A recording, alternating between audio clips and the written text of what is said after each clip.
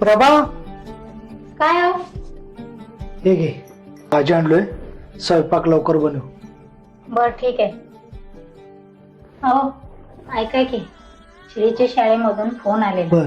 आजच्या शाळेची फी भरा म्हणून सांगितलं आणि वह्या पण घ्यायचे. अरे बापरे, सकाळ पैसे होते, घर भाडं दिलो, लाईट बिल बी भरलो ग.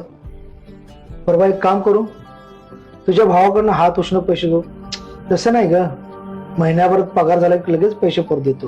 थांबा 2 मिनिटं थांबा. अगं काय करतेस तू? अहो थांबा हो 2 मिनिटं. हे ठेवा, ह्या पैशाने शाळेची फी भरा आणि उरलेले पैसे वह्या आणा. अहो तुम्हाला एक सांगू, आपल्यावर किती पण संकट येऊ दे, आपल्या नातेवाईक पुढं आम्हाला कष्ट आहे म्हणून त्यांच्या समोर हात पसरायला नको.